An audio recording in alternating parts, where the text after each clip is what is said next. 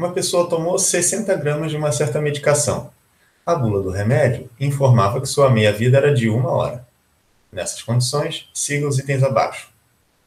Letra A. Determine a quantidade de medicamento no organismo de uma pessoa 10 horas após a ingestão da medicação. Então, vamos lá. Eu tenho que ver aqui que a meia-vida é de 1 hora.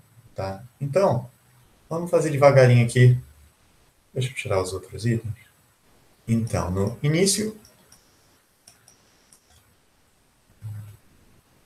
a pessoa, então, está com 60 gramas dessa medicação no organismo. Tá? Após 1 hora,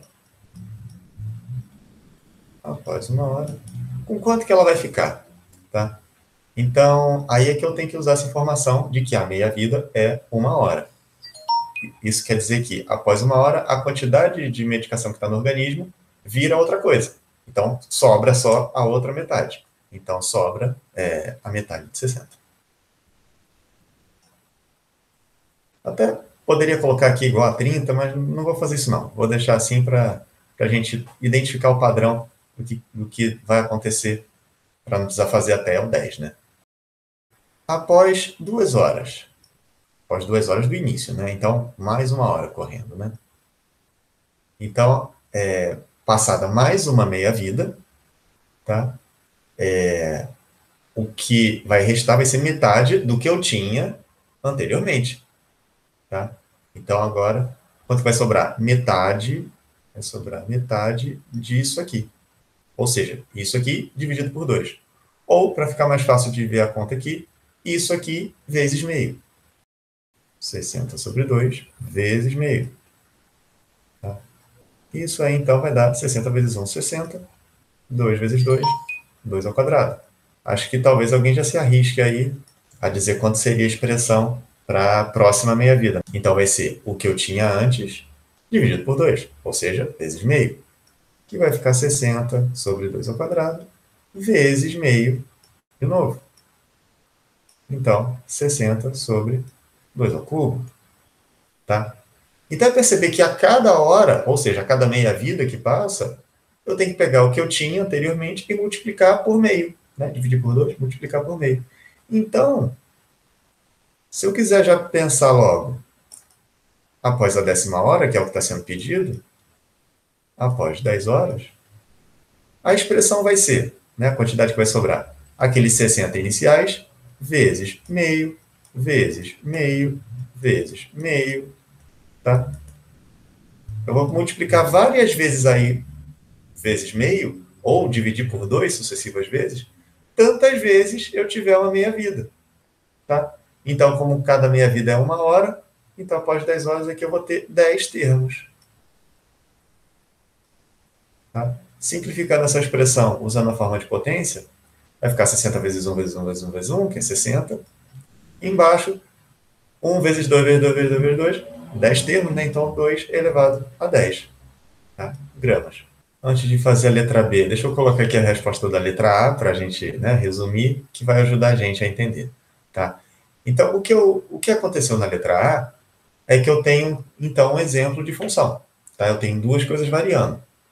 O tempo variando, e para cada valor, à medida que o tempo varia, a quantidade de medicação no organismo dessa pessoa, né, também vai variar. Né? À medida que o tempo passa, essa quantidade vai diminuindo. E na letra A, então, a gente viu que após 10 horas,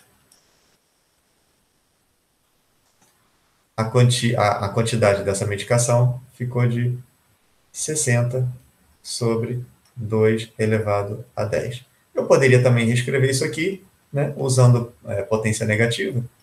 Fica expoente negativo, perdão, 60 vezes 2 elevado a menos 10. Tá? Talvez fique mais fácil escrever em linha assim, né? Mas tanto faz, como preferir. Agora sim, a letra B. Determine a quantidade de medicamento no organismo de uma pessoa, agora T horas. Então, agora eu quero uma quantidade genérica de tempo após a ingestão da medicação. Tá? Então, é o mesmo raciocínio que a gente fez no anterior, né, para fazer a letra A, só que agora é generalizando. Então, após um período aí de T horas, tá? T horas. A expressão que eu vou concluir vai ser 60, e aí mesmo raciocínio, vezes meio, vezes meio, vezes meio. Tá? Como cada multiplicação por meio se refere a um intervalo de meia-vida, ou seja, a 1 hora decorrida, tá? Então aqui eu vou ter T termos, né? T fatores. Claro que, escrevendo dessa forma, né, tá meio implícito que aqui eu só estou considerando o T um número natural. Essa é a forma discreta, e esse nome discreta, né, talvez seja incomum para muitas pessoas, de a gente analisar a função. Porque eu posso pensar no número quebrado também. O T pode ser, sei lá, depois de meia hora, que é a letra C, inclusive, tá pedindo. Tá? Mas a gente vai ver o seguinte, que conhecendo o comportamento para essa quantidade de horas inteiras, né? Então a gente vai usar a mesma expressão para qualquer que seja o intervalo de tempo, mesmo se for um intervalo quebrado de tempo. Tá? Então, aqui vai ficar a expressão 60 sobre 2 vezes 2 vezes 2 vezes 2 vezes 2, né? T termos, 2 elevado a T, tá? Gramas. E aí, o que eu tenho, então, é o seguinte. Eu tenho aí, esse enunciado é um exemplo de uma função, tá? Então, eu tenho duas coisas variando. O tempo decorrido, né, depois da ingestão desse medicamento, e a quantidade desse medicamento no organismo. Ou seja, então, à medida que o tempo passa, essa quantidade de medicação no organismo também vai mudando, também vai variando. Duas coisas variando. E como que elas variam? Aleatoriamente? Não. Tá? Então, tem uma expressão agora para essa variação. Tá? Uma lei de formação entre esses dois conjuntos, entre essas duas variáveis. Tá? Então, chamando aqui a quantidade de medicação no organismo de Q, como eu sou criativo, eu tenho que essa variável aqui depende da variável T, que é a minha variável livre. Tá? Essa aqui depende dessa. Tá? T eu estou chamando a variável tempo, né? Também eu sou muito criativo. Então, vai ser segundo essa expressão que eu acabei de escrever. 60 dividido por 2 elevado a T. Tá? E aí, T em horas e o Q em gramas, né? Gramas. Agora, na letra C, é aquela coisa que eu tinha comentado, né? E se eu tiver um intervalo quebrado de horas, né? Não for um número inteiro, a meia vida inteira, né? Meia vida inteira fica estranho. Na letra C está perguntando, determine a quantidade de medicamento no organismo de uma pessoa meia hora após a ingestão da medicação. Então, eu quero saber a quantidade, tá? E o meu tempo é meia hora. Meia hora, tá? É muito comum ver o seguinte, ver gente resolver esse item usando proporcionalidade, tá? Que assim, a gente está acostumado a fazer proporcionalidade com tudo, né? A famosa regra de 3. Não curto muito isso não, mas isso é outra história. E a gente tem que perceber que nesse contexto não vem ao caso, tá? O que vem ao caso é a gente obedecer à expressão que a gente obteve no item B, tá? Por que proporcionalidade não faz sentido? Porque, assim, a pessoa poderia pensar, se em 1 hora ela vai perder, sei lá, 30 gramas do medicamento, então, em meia hora, vai perder metade disso, 15 gramas. Tá? Mas aí, se esse raciocínio fosse válido, eu também poderia pensar que, bom, então em 2 horas, né, eu perderia o dobro disso, 60 gramas. Ou seja, perdi toda a medicação, todos os 60 gramas que eu ingeri em 2 horas. Tá? Então, não cabe aqui pensar em proporcionalidade. Tá? Então, vamos usar essa lei de formação que a gente tem. Tá? Então, que vai ficar? A quantidade, que é o que eu quero saber, né? Eu quero o Q e sei o T. Então, 60 sobre 2 elevado a... E aqui, meia hora é o quê? 30? 30 minutos, né?